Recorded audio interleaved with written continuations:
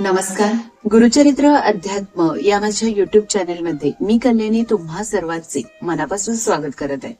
जय जय रघुवीर समर्थ, श्रीराम समर्थ. बघा, आजच्या व्हिडिओमध्ये आपण जो समास बघणार आहोत तो म्हणजे जगत जीव निरूपण.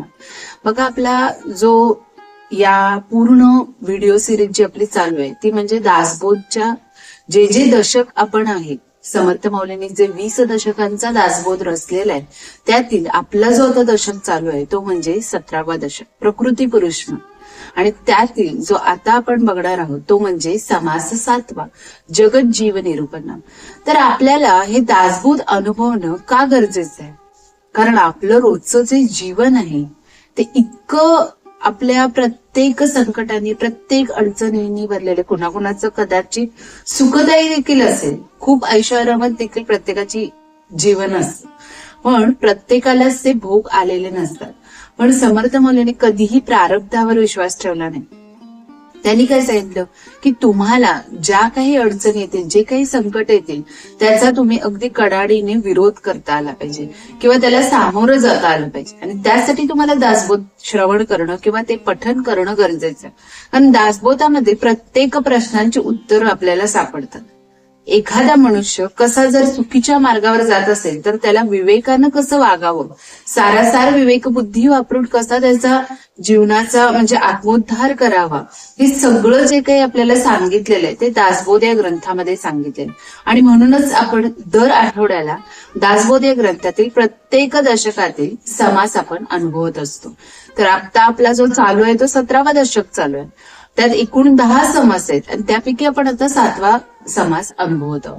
तर याचं चिंतन आज आपण करणार आहोत. तर प्रथम आपण आपल्या दासबोधाला आणि आपल्या समर्थ माऊलींना वंदन करून, बघा, त्यांच्या चरणी ज्यावेळी आपण प्रार्थना ठेवणार त्यावेळीच तर आपल्याला बुद्धी येणार आहे, त्यावेळीच तर आपण छान प्रकारे चिंतन करू शकतो. त्यामुळे समर्थ माऊली जर आपल्या पाठीशी असतील तर नक्कीच आपलं जे चिंतन असणार आहे ते खूप छान प्रकारे, खूप उत्तम प्रकारे चालणार आहे. आणि आपण आज ते चिंतन बघणार आहोत. बघा, दरवेळी आता प्रत्येकाला वाटतं की हे दासबोध श्रवण करणं गरजेचं आहे का? तर नक्कीच आहे. कारण आपल्या आयुष्यात आपण जर बघितलं तर बरेच सारे जे आपला जो अवतीभोवती आपलं जे जग फिरत असतं ते सगळं हे दासबोधाशी निगडीतच असतं बऱ्यापैकी. कारण आपण बघा, प्रत्येक प्रश्न आपल्याला पडलेले असतात, हे तर खरंय. श्रोता आणि वक्त्यामध्ये कसं संभाषण असतं, कारण दासबोध ग्रंथ गुरु शिष्यांचा संवादाचा ग्रंथ आहे. हे कोणतंही असं नाही की तुम्हाला एखादी संस्कृतमध्ये कथा सांगितली काय, असं काही नाही. फक्त ती मराठी भाषेतलीच आहे, पण आपल्याला ते समजून घेणं गरजेचं आहे. थोडीशी क्लिष्ट भाषा आहे पण ती आपल्याला समजली पाहिजे. आणि त्यासाठीच आपण दर आठवड्याला दासबोधाचं चिंतन करत असतो. तर आजचा जो समास आहे तो म्हणजे जगत जीव निरूपण. बघा, या समासातच पूर्णपणे त्या पूर्ण समासाचं सार लपलेलं, जगत जीव निरूपण. तसं तर हा दशक 14व्यामध्ये पण बघितलेलं आहे आणि दशक 16 समास 8 यामध्ये पण बघितलेलं आहे. पण यामध्ये जो समर्थ माऊलींनी बोध दिलेला आहे तो फार वेगळा आहे. कारण यामध्ये समर्थ माऊलींनी पूर्णपणे त्याचं स्पष्टीकरण केलेलं आहे. प्रकृती पुरुषाशी कसं निगडीत, म्हणजे हा जो प्रकृती पुरुष दशक दिलेला आहे त्याच्याशी निगडीत कसा हा समास आहे. कारण आपण त्याच्या मागील समास बघितलेला देहात्मा निरूपण, त्यामध्ये आपण बघितलं की देह आणि आत्मा हे दोघेही कसे भिन्न आहेत. देह हे एक फक्त माध्यम आहे आणि आत्मा हे त्याला चालवणारे काय आहे, कलाकार आहे किंवा ते यंत्र आहे म्हटलं तरी हरकत नाही. कारण तो चालवतो तसा तो देह चालतो, पण देहाची साथ तर त्याला हवीच, त्याशिवाय ते चालू नाही शकणार. म्हणून दोघांनाही एकमेकांची साथ हवी, तरच ते पूर्णपणे सगळं व्यवस्थित होणार आहे. तर इथं बघा, आपण आज सुरुवात करूया आपल्या या दशकाला किंवा आपल्या या समासाला.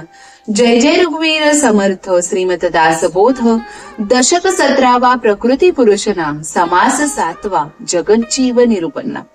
श्रीराम समर्थ. मुळी उदक निवळ असते, नाणावल्ली मध्ये जाते, संग दोषे तैसे होते, आम्ल तीक्षण कडवट. बघा, आता इथं काय सांगितलेलं आहे, उदक म्हणजे काय हो, तर पाणी. मुळात पाणी कसं असतं, स्वच्छ असतं ना, त्याला कुठला रंग, रूप, आकार काहीही नसतं, स्वच्छ असतं. कधी कधी केमिकल युक्त पाणी आपण म्हणजे ओढ्यामध्ये, नाल्यांमध्ये बघतो ते वेगळं, पण जे आपण पाणी ग्रहण करतो ते कसं असतं, स्वच्छ असतं. ते अनेक प्रकारच्या वेलींमध्ये शोषलं जातं. वेली असू देत, वृक्ष असू दे, कोणतीही झुडपं असू दे, ते शोषलं जातं. त्याला ओढून घेण्याची क्षमता असते. आणि मग संगदोषामुळे ते काही असू दे, आपण दुधात पाणी मिक्स केलं तर ते दुधाचा कलर घेतं, आमटीत पाणी मिक्स घेतलं तर आमटीचा कलर घेतं. म्हणून जे काही कशामध्ये तुम्ही जे पाणी तर प्रत्येक पदार्थामध्ये लागतंच. काहीही करा, तुमच्या जेवणाची गोष्ट असू दे, स्वयंपाकाची गोष्ट असू दे, किंवा इतर जे काही प्रोडक्ट्स बनतात तिथेही तुम्हाला लागतंच. पण काय काय असे सुके प्रोडक्ट्स तिथं पाण्याचा वापर केला जात नाही. पण बऱ्याच साऱ्या गोष्टींमध्ये पाण्याचा वापर केला जातो. पण पाणी हे एक असं आहे की जे तुम्ही ज्याच्यामध्ये ते मिक्स कराल किंवा ज्याच्यामध्ये ते मिसळाल त्याचं रंगरूप ते धारण करतं. म्हणून इथं सांगितलं की मुळात पाणी जे स्वच्छ असते ते अनेक प्रकारच्या वेलींमध्ये शोषले जाते आणि मग संगदोषामुळे त्याच्यामध्ये जे काही संगदोष असतील त्यामुळे ते आंबट, तिखट, कडवट होते. तसंच आहे ना, आपल्याला एखादी व्यक्ती जर चांगली भेटली तर आपण तिच्या पद्धतीनं आपण वागत असतो, चांगलीच संगत लागते. पण एखादी जर व्यक्ती वाईट भेटली किंवा एखादी गुणदोष आपल्यामध्ये जर वाईट असले आपल्या स्वतःमध्ये आणि ते आपण दुसऱ्यांना जाऊन चिकटलो तर त्यांना देखील ते लागू शकतात. पण प्रत्येकानं किती आपल्यामध्ये हे दोष लागून घ्यायचे की नाही हे आपण स्वतः ठरवायचं असतं. बरोबर आहे ना? कोणी कितीही काही वाईट असलं, कोणामध्ये खूप सारे दोष असले, पण आपण किती आपल्याला चिकटून घ्यायचं, त्याच्याप्रमाणे आपण वागायचं की नाही हे सगळं ठरवण्याचा जो अधिकार असतो तो आपल्याला असतो. मग पाण्याचं असंच आहे. पाणी जे काही संगदोष असतील त्याच्या सकट तो त्याचं रूप प्राप्त करतो, त्याचा रंग प्राप्त करतो, त्याचा आकार प्राप्त करतो, चव प्राप्त करतो. हेच तर सांगितले ना, पाण्याची एक खासियत आहे, हे वैशिष्ट्य आहे. आत्मा आत्मपणे असतो, देह संगे विकारतो, स्वाभिमाने भरीवरतो भलतीकडे. मग आत्मा हा मुळात आत्मरूपानेच असतो, पण जेव्हा त्याला देहाची संगती लागते त्याच्या ठिकाणी मग तिथं ते विकार विषय हे उत्पन्न होते. देहाची संगती लाभल्यावरच होते ना, नाहीतर तो असाच इकडे तिकडे फिरत असतो आणि देहाचा अभिमान धरून भलत्याच भरीला पडून तो भलतीकडेच जातो. बघा काय काय देहामध्ये सगळे आत्मे तर समान असतात, समर्थ माऊली तर आपल्याला नेहमी सांगतो. पण ज्यावेळी तो एखाद्या देहाच्या संगतीला धरला जातो ते त्याला प्राप्त होतो. आणि प्रत्येकाला अभिमान हा जन्मतः नसतो. जसजसं तो त्या वातावरणामध्ये वाढत जातो तो देह, तसं त्याला ते अभिमान, तो अहंकार, ते विषय हे सगळे जडले जातात आणि त्या रूपाने त्या सगळ्या गोष्टी घडत जातात. मग त्याला ते विकार उत्पन्न होतात. म्हणून बरी संगती सापडली जैसी उसास गोडी आली, विषवल्ली फांपावली घातकी प्राणी. बरी संगती जर सापडली तर उसाला कशी गोडी येते त्याप्रमाणे ती गोडी येते. मग जर माणसाला जर उत्तम संगत मिळाली तर उसात पाण्याने गोडी यावे तसे कल्याण होते. बघा उसाचा रस कसा असतो, गोड असतो. किती त्यामध्ये तो गोडपणा असतो, त्याला कशाची साखर देखील मिक्स करायची गरज नसते, एवढं तो गोड असतो. म्हणून त्याला उसाच्या संगतीप्रमाणे ती गोडी येते. पण पाण्याने विषवल्ली फोफावते. म्हणजे बघा, जर त्या पाण्यामध्ये विष मिक्स केलं तर ते पाणी देखील विषाचं होऊन जातं आणि ते जर आपण पिलं, ते ग्रहण केलं तर नक्कीच आपला मृत्यू ओढवू शकतो. म्हणून वाईट संगतीने माणूस हा नेहमी घातकच बनत असतो. 18 भार वनस्पती गुण सांगावे ते किती, नाना देहाचे संगती आत्मयास होय. बघा 18 भार वनस्पती आहेत, इतक्या वनस्पती आहेत की त्याच्या जाती आहेत, त्याचे प्रकार आहेत की आपण त्याची कल्पनाही करू शकणार नाही. त्यातील प्रत्येक वनस्पतीचा गुण वेगवेगळा असतो की नाही. औषधी वनस्पती वेगळ्या, बाकीच्या जे आपल्याला फळं फुलं देतात त्या वनस्पती वेगळ्या, प्रत्येकाचं. आणि आज असंही आहे की जी आपल्याला फुलं देतात त्यांचेही बरेच सारे उपयोग आहेत. आपल्या केसांच्या वाढीसाठी आहेत, बऱ्याच साऱ्या गोष्टी असतात. आणि आपल्याला जे काही आपण औषधं वगैरे जे घेतो ती देखील त्याच्यापासूनच बनलेली असतात. आणि या गुणांचं वर्णन करणं मग शक्य आहे का? कारण वनस्पती इतक्या प्रकारचे, त्याचे प्रत्येकाचे गुण वेगवेगळे. मग आत्म्यालाही नाना देहाची संगती लागते ना. आत्म्याला काही एक प्रकारचाच देह मिळतो का? या जगामध्ये, या सृष्टीमध्ये अनेक जन्म घेतात, अनेक मृत्यू पावतात. त्यामुळे प्रत्येकाला काय होतं, अनेक देहांची संगती लागते आणि त्यास अनुसरून मग गुण त्या ठिकाणी प्रकट होतात. बघा, जन्मतःच कोणताही गुण नसतो, तो हळूहळू त्याच्यामध्ये ते विकार उत्पन्न म्हणजे होतात. बरोबर ना? म्हणून त्यामध्ये कोणी भले ते संत संगे निघाले, देहाभिमान सांडून गेले विवेक केवळ. मग त्यामध्ये कोण भलं माणूस असेल, म्हणजे ज्यावेळी बघा संतांचा काळ होता त्यावेळी सगळी आजूबाजूला विठ्ठल विठ्ठल करणारीच मंडळी होती. त्यामुळं काय होतं, ती संत संगतीच लाभत गेली. त्यांना त्या संतांचाच काय होऊन गेला, सहवास लाभला. म्हणून काही सज्जनांना संतांची संगती लाभते आणि ते विवेकाच्या बळावर देहाभिमान सोडून या भवसागरातून पार जातात. बघा त्यांना विमान, पुष्पक विमान घेऊन जायला. त्यावेळी आपण ज्या ह्या गोष्टी बघितले, जे चित्रपट बघितले, त्यात आपण ह्या गोष्टी बघितल्या. कसं संत तुकारामांना आलं, कारण त्यांचा जो प्रवास होता तो त्या पद्धतीनंच होता. त्यांना या भवसागरातून पार जायचं होतं, त्या मायेच्या पलीकडे जायचं होतं, त्या परमात्म्यापर्यंत पोहोचायचं होतं. त्यामुळे त्यांनी पूर्ण त्यांचा देह, त्यांचं जे शरीर आहे त्यासाठीच त्यांनी पूर्णपणे वाहून घेतलं होतं. म्हणून उदकाचा नाशची होतो, आत्मा विवेके निघतो, ऐसा आहे प्रत्यय तो विवेके पहा. मग उदकाचा तर नाश होतो. बघा पाणी जर चुकीच्या ठिकाणी जर त्याचा वापर केला गेला तर त्याचा नाशच होतो, पण विवेकाने अंतरात्मा साऱ्या भ्रमातून मुक्त होतो. पाणी तर तसं होऊ शकतं, पण जर एखाद्या देहामध्ये तो विवेक असेल तर तो अशा वेळी देखील त्या गोष्टीपासून परावृत्त होऊ शकतो. पाण्याला तसं नाही करता येणार. पाणी जर विषात मिक्स केलं तर ते विषाचंच रूप धारण करणार, पण देहाचं नसतं. देहाला समजा त्यावेळेस बुद्धी आली आणि तो या सगळ्यापासून दूर देखील जाऊ शकतो. म्हणून विवेकाने याचा अनुभव घेऊन पाहावा. ज्यास स्वहिताची करणे, त्यास किती म्हणून सांगणे, हे ज्याचे त्याने समजणे सकळ काही. बघा ज्याला स्वतःचं हित करायचं असतं त्याला सगळ्या गोष्टी आपल्या आपणच कळणं गरजेचं आहे. कारण स्वतःचं हित कशात आहे हे प्रत्येकाला स्वतःलाच माहित असते. मग त्याला आपण सांगून काय करणार आहे, त्याला आणखी किती सांगावं. ज्याने त्याने सर्व काही समजूनच घेतलं पाहिजे आणि त्या पद्धतीनं वागलं पाहिजे. आपला आपण करी कुडावा, आपला मित्र जाणावा, आपला नाश करी तो समजावा, वैरी ऐसा. जो आपला आपण कैवार घेतो तो आपला मित्रच जाणावा. बघा एखाद्या मित्राला एखाद्या मित्राची इतकी काळजी असते की त्याच्या प्रत्येक सुख दुःखात तो समाविष्ट असतो, म्हणजे तो एक कैवारीच बनून राहिलेला असतो. जो आपला आपणच नाश करून घेतो तो स्वतःचाच वैरी बनतो. बघा आजकाल जी तरुण मंडळी आहे किंवा थोडीफार मोठी मंडळी आहे ती स्वतः नाश व्यसनाच्या रूपाने करत असतात. बरोबर ना. सगळ्यांना माहितीये की व्यसन करणं खूप शरीरासाठी घातक आहे, पण तरी देखील माणसं ते करत असतात. म्हणून स्वतःचा नाश किंवा स्वतःचा वैरी स्वतःच बनतात. कुठलाही तिथं सोबती बघा किती मित्रांची संगत त्या लेवलची असली तरी आपण काय वागायचंय, आपला विवेक कसा साध्य करायचाय ते आपण ठरवलं पाहिजे. म्हणून आपले आपण अनहित करावे, त्यास आडवे कोणी निघावे, एकांती जाऊन जीवे मारे आपणासी. जो आपले अकल्याण आपणच करून घेतो.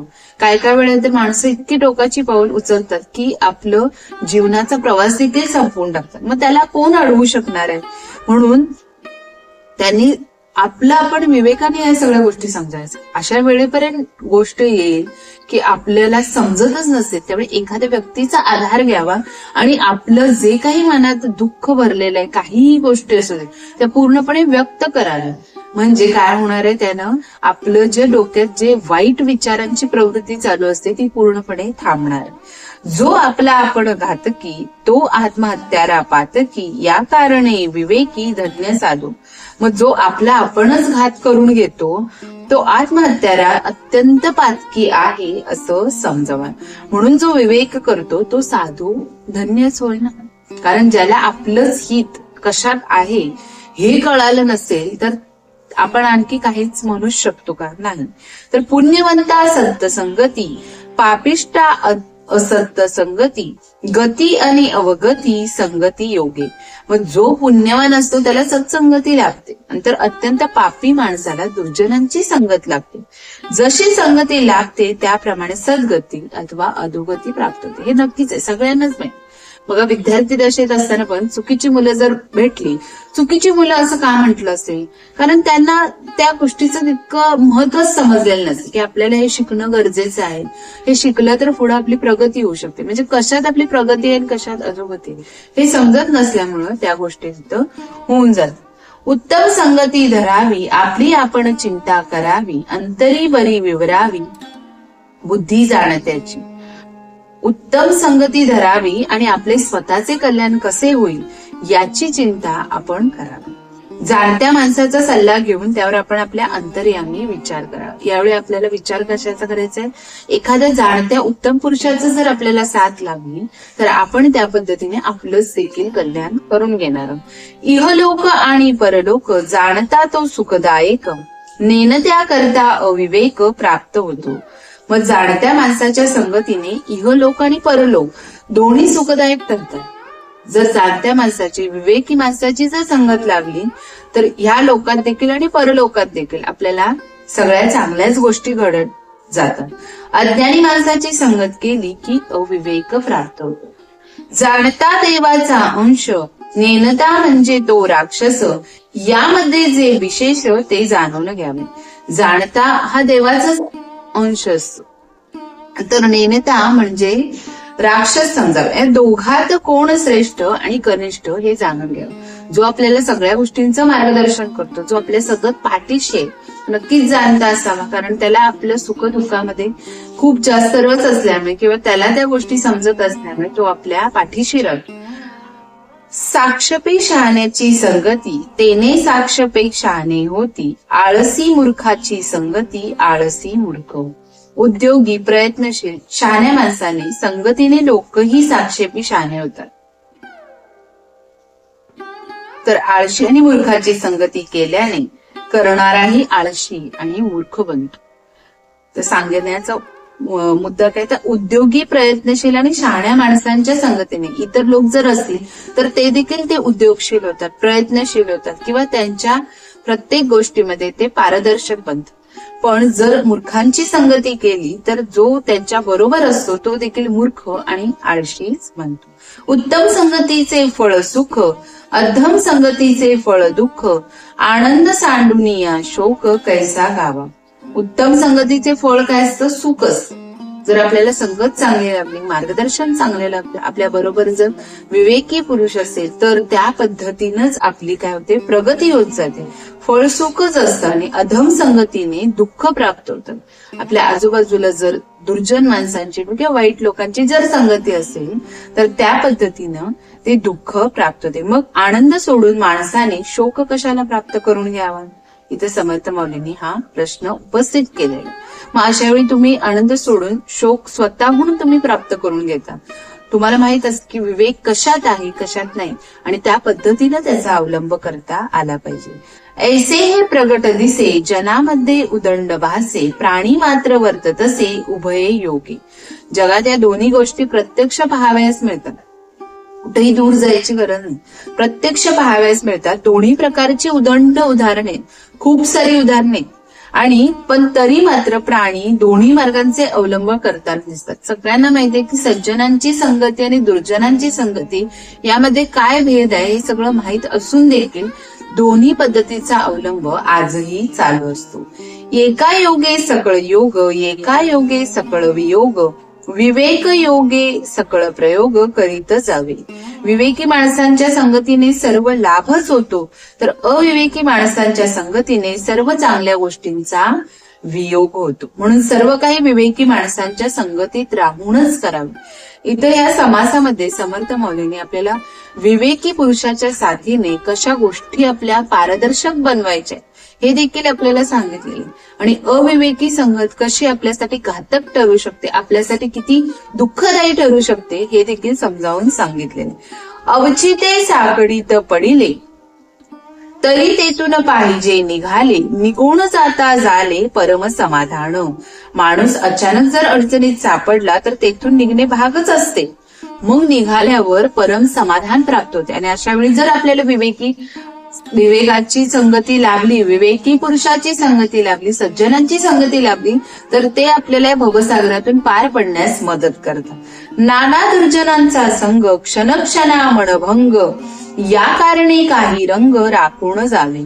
मग अनेक दुर्जनांच्या, म्हणजे बघा, अनेक ज्यावेळी दुर्जन आपल्या संगतीत असतात, क्षणाक्षणाला मनाविरुद्ध गोष्टी घडत असतात आणि मानभंग होतो. म्हणून आपला स्वाभिमान दुखावला जाणार नाही इतपतच आपल्याला जवळीक करायची. म्हणजे आपण आपल्या विषयांमध्ये देखील गुंतलं जाऊ नये हे देखील तिथं बघणं गरजेचं आहे.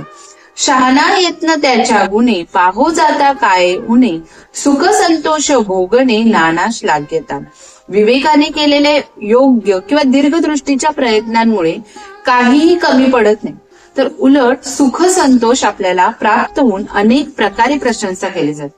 विवेकाने जर तुम्ही एखादी गोष्ट केली तर त्याच्यामुळे आपल्याला चांगलेच गोष्टी वाटायला येतात, चांगली सुख प्राप्त होतात किंवा कोणतंही वाईट अडचणींना आपल्याला सामोरं जावं लागत नाही. मग अंतालोकी ऐसे आहे, सृष्टीमध्ये वर्तत आहे, जो कोणी समजून पाहे त्यास घडी. मग लोकात आणि सृष्टीत अशीच रहाटी आहे. जो कोणी समजून विवेकाने वागतो त्याला सुख संतोष लागते. बहुरत्न वसुंधरा, जाना जाणो विचार करा, समजल्या प्रत्ययो अंतरा माझी येत. बहुरत्ना वसुंधरा असे म्हटले जाते ना. बहुरत्ना वसुंधरा, ही जी आपली वसुंधरा आहे, जी पृथ्वी, ती प्रत्येक रंगरूपाने सजलेली आहे. त्याच्यामध्ये विविध प्रकारच्या गोष्टी काय आहेत सामावलेल्या आहेत. मग हे नीट जाणून घेऊन विचार करून त्यातील रहस्य जाणून घेण्याचा प्रयत्न आपल्या अंतरामध्ये केला गेला पाहिजे. दुर्बळ आणि संपन्न, वेडे आणि व्युत्पन्न, हे अखंड दंडायमान असताची असे. दुर्बल आणि संपन्न, वेडे आणि व्युत्पन्न अशी दोन्ही प्रकारची माणसं जी असतात ती या जगात असतात. दोन्ही प्रकारचे असतात, चांगली देखील असतात, वाईट देखील असतात. आणि ही जगाची अनुलंघनीय रहाटी अशीच चालत आलेली आहे. सुरुवातीपासून, जेव्हापासून ही सृष्टी उत्पन्न झाली तेव्हापासून ह्या गोष्टी घडतच गेलेल्या आहेत. एक भाग्य पुरुष मोडती, एक नवे भाग्यवंत होती, तैसीच विद्या व्युत्पत्ती होत जाते. एखादा भाग्यवान पुरुष निर्धन, कुणाकुणाला बघा सुरुवातीपासून संपत्ती असते, पण कधीतरी अशी वेळ येते की सगळी संपत्ती निघून जाते. म्हणून इथं काय सांगितलं की एखादा भाग्यवान पुरुष निर्धन होतो किंवा नष्ट होतो, तर कुणी एखादा नवीन भाग्यवंत होतो. हे असं हे जे चक्र आहे ते चालूच राहतं. विद्या आणि व्युत्पत्तीच्या बाबतीतही असंच घडत असतं. म्हणी त्या पण येतात आणि जातात. एक भरे एक रीते, रीते मागुते भरते, भरतेही रीते होते काळांतरी. एक संपन्न तर एक भिकारी दिसतो. खूप साऱ्या प्रकारची माणसं असतात, प्रत्येकाला भाग्यवान कोण असतं किंवा कोणी दुर्भाग्य असतं. मग एकाला संपत्ती लाभलेली असते तर दुसरा अगदी फुटपाथावर असतो. त्यामुळे प्रयत्नाने भिकारी संपन्न होतात, परंतु ही संपन्नता ही कायम टिकणारी नसते. कारण ही जी सृष्टी आहे तीच मुळात नश्वर असल्यामुळे कोणीही कोणाबरोबरही काहीच घेऊन जाऊ शकत. त्यामुळं हे कायमस्वरूपी नाही. चक्रे में निक्रम हा त्याच्या गाडग्याप्रमाणे एकदा भरण्याचा आणि एकदा रिकामा होण्याचा जो हा क्रम आहे तो सतत चालूच राहतो. ऐसी ही सृष्टीची चाली, संपत्ती दुपारची सावली, वयसा तरी निघून गेली हळूहळू. अशीच्या सृष्टीची काय आहे प्रथा आहे. हे जे चक्र आहे ते असं चालूच राहतं. दुपारची सावली जशी थोडाच वेळ असते ती कायमस्वरूपी नाही टिकून राहू शकत, म्हणून ती पाण्याखाली टिकते. तशी संपत्ती ही थोडा वेळच टिकून नाहीशी होते. आयुष्यातील वर्षेही हळूहळू निघून जातात. ती कधीही त्याच वर्षावर स्थगित होत नाही किंवा आपण अमर नसतो, तर ती वर्षही हळूहळू आपल्याकडून सरत चालतात. बाळ तारुण्य आपले, वृद्धाप्य प्रचितीस आले, ऐसे जाणून सार्थक केले पाहिजे कोणी एके. बालपण तारुण्य बघता बघता निघून जात. बघता बघता कधी आपण 50ला येतो हे आपल्याला देखील समजत नाही.